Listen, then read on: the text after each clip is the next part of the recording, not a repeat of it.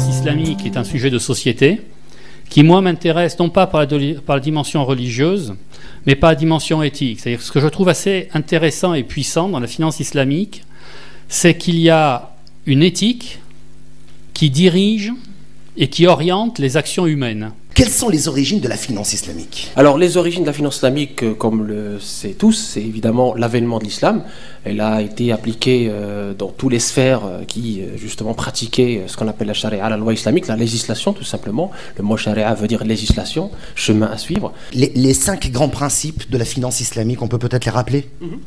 Alors, premier grand principe, bien évidemment, c'est l'interdiction de ce qu'on appelle le préjudice, tiré du hadith la darara wa la dirar, c'est-à-dire on ne subit pas de préjudice, on ne fait pas subir de préjudice à autrui, c'est-à-dire interdit les jeux à somme nulle, les opérations où effectivement il faut que l'autre perde pour que je gagne, c'est fini.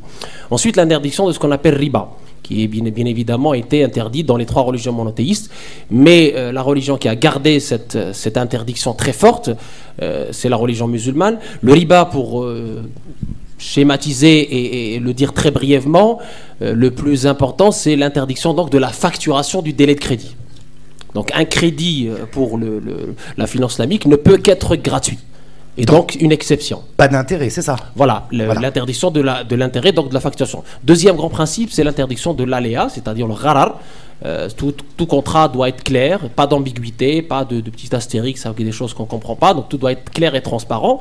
Et l'interdiction de ce qu'on appelle le maïsir, c'est-à-dire tout contrat ou toute transaction qui dépend d'un événement aléatoire, c'est-à-dire interdit la spéculation, etc. Et puis, un principe positif qui est le partage des profits et des pertes. Évidemment, en finance islamique, avant tout, on a un cercle d'investissement dit halal, dans lequel, évidemment, on va trouver les actifs et activités dites halal, c'est-à-dire licites au regard du droit musulman. Et donc, on va avoir ce qu'on appelle le screening négatif, l'interdiction de certains secteurs dits impurs, comme le tabac, l'alcool, la pornographie, etc., pour n'en citer que cela. Mais le plus important, ce qu'il faut retenir, si on veut retenir quelques mots, c'est que la finance islamique privilégie l'économie réelle, privilégie l'adossement à un actif ou une activité tangible et licite, et évidemment considère l'argent comme une monnaie d'échange et non pas comme l'argent n'amène pas l'argent. Qui sont les acteurs? Et pour quel bilan? Je vous poserai la même question, mais qui sont ces acteurs?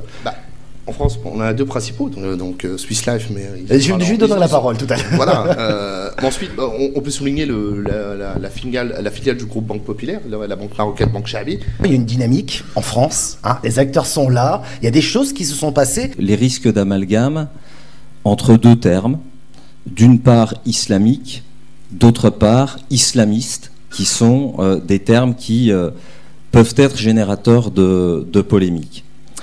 Et donc, c'est tout simplement le risque d'image, c'est-à-dire le risque de perdre une partie de sa clientèle qui bloque certains institutionnels dans le développement de solutions d'épargne halal. Et le comble, d'ailleurs, c'est de constater que de grands établissements financiers français développent des solutions d'épargne halal, mais à l'extérieur, via des filiales installées notamment dans des pays musulmans. On s'est rendu compte qu'à cette époque, il n'y avait absolument aucune solution sur le marché et que de nombreux épargnants musulmans pratiquants étaient contraints finalement de laisser leur argent sur un compte courant et que pour eux, c'était une solution par défaut. Alors, en l'occurrence, il est déjà assez difficile à l'heure actuelle de réaliser de l'épargne, mais il est choquant à notre époque de voir que pour un niveau d'épargne finalement identique, un musulman pratiquant est lésé par rapport à un autre épargnant. Alors, notre métier chez Swiss Life, nous sommes assureurs, c'est d'apporter effectivement des solutions en réponse donc aux besoins de ces épargnants. Et c'est plusieurs raisons très simples qui ont fait qu'on s'est intéressé au sujet. La première, nous sommes convaincus du besoin. Ça, c'est la première chose.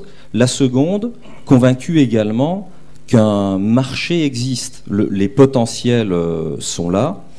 Et la seconde, une des valeurs de Swiss Life, c'est l'ouverture. Ensuite, pour nous, la finance halal est un compartiment de la finance éthique, c'est-à-dire une finance, j'ai envie de dire, noble. Donc une autre raison de s'intéresser à ce sujet. Et puis Swiss Life, c'est une compagnie d'assurance de taille moyenne, dynamique, réactive, et je dirais que dans ses gènes, il y a l'innovation. Et là aussi, ça nous a intéressé de nous positionner sur un marché qui faisait peur à beaucoup. Donc c'est vrai, on a osé. Et je terminerai quand même juste par une chose. Ce courage a été récompensé notamment par la profession, puisque le contrat dont j'espère vous parler après, Salam Épargne et Placement, a été primé à plusieurs reprises par la profession. Est-ce qu'il y a des risques financiers avec ce type de produit? Quels sont-ils? La finance éthique est également sensible au marché, comme la finance conventionnelle. Maintenant, les risques sont certainement beaucoup moins importants que dans la finance dite conventionnelle. Tariq pourra peut-être préciser mes propos, mais cette finance éthique, d'une part, elle interdit la spéculation, et puis elle contraint à un investissement dans une économie tangible. Et on a pu le voir notamment dans les périodes de forte crise financière. C'est une finance qui a mieux résisté, on va dire, que la finance conventionnelle. Lorsqu'on propose ce type de produit, est-ce qu'il n'y a pas un risque d'écorner un petit peu l'image de l'organisme qui les propose? On va tordre c'est pour tordre un peu le cou à tous ces trucs, mais qu'on se le dise une bonne fois pour toutes. Est-ce que vous n'avez pas cette crainte? Je vous dis ça pourquoi? Parce que tout à l'heure on parlait des banques, des grandes banques françaises qui sont un peu partout dans le monde, mais pas en France, elles ne s'affichent pas comme telles. Et Swiss Life ose le faire, voilà, c'est pour ça que je me dis comment est-ce qu'on gère son image à ce niveau-là, quoi. Alors, il est clair que le risque existe, évidemment. Maintenant, tout en assumant pleinement nos choix, nous avons fait énormément de pédagogie. Quels sont les arguments sur lesquels le CIFI s'est basé pour certifier, conforme à la loi islamique, le produit Salam? On l'appelle assurance vie par abus de langage, mais c'est pas vraiment une assurance vie dans le sens où, dans ce contrat-là, il s'agit d'un épargne-placement. Comme son nom l'indique, Salam épargne-placement.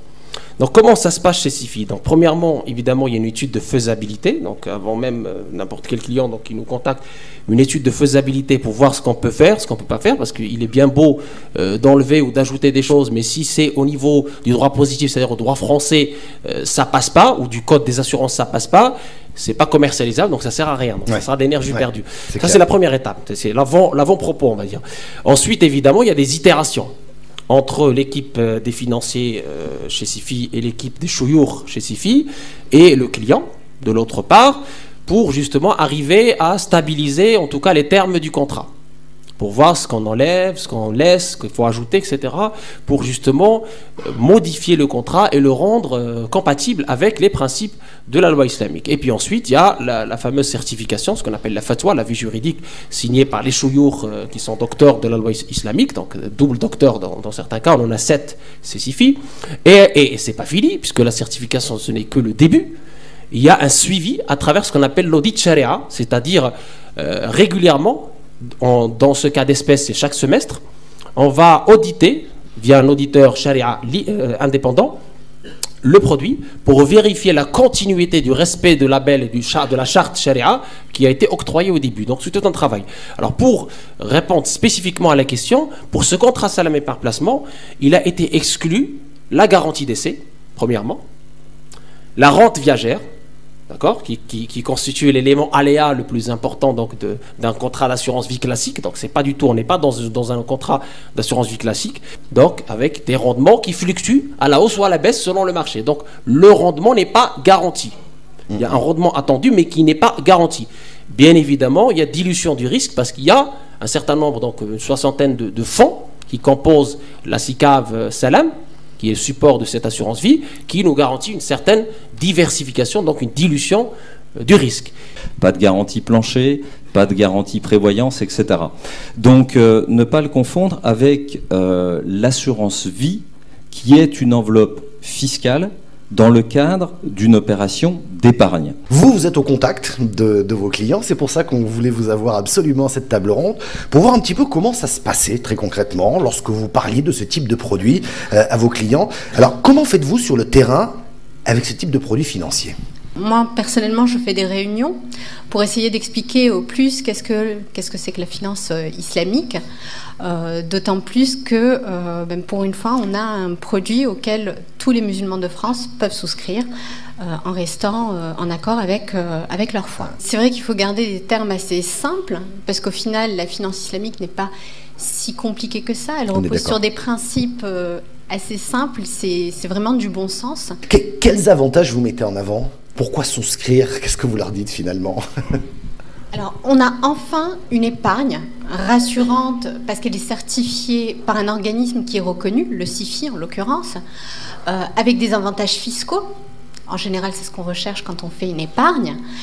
Et puis, pour résumer, maintenant que Swiss Life a eu l'audace de se lancer, je pense qu'il ne faut absolument pas hésiter et y aller. On attendait ça depuis longtemps. Ça va être le mot de la conclusion, et c'est un honneur, puisque c'est l'imam de Marseille, mosquée Bilal Cher Ahmed, qui va clôturer. Donc je dirais bravo à Swiss Life d'avoir eu ce courage. Il faut le souligner. C'est très important parce que ce fut quand même une question d'image. Swiss Life, eh bien, aurait pu faire comme les autres banques qui sont ici, refusent de faire de la finance islamique ici en Europe, mais la font quand même dans les pays du Golfe. Et ça, c'est important de le souligner. Donc c'est normal, c'est logique que Swiss Life puisse avoir ce prix de l'audace. C'est très important. Au niveau de l'islam, revêt d'une importance majeure. Bien sûr, il va y avoir des doutes ici ou là, parce que ça n'a jamais été fait. Ça a été relaté ici, et c'est vrai. Pendant très longtemps, on m'a interrogé sur la finance islamique. Le musulman, tant qu'il n'a pas de solution, il peut faire comme il peut. Mais dès lors qu'il y a une solution qui est proposée, alors là, il a l'obligation de s'intéresser. Et c'est très important. Et là, vous venez de nous offrir quelque chose qui est très important, parce qu'on ne peut plus dire en tant que musulman, je ne savais pas, je n'avais pas l'opportunité, il n'y avait pas de proposition. Et nous disons tout simplement bravo à Swiss Life, parce que vous auriez pu vous dire que oui, il y a une question d'image qui se pose, et bien non.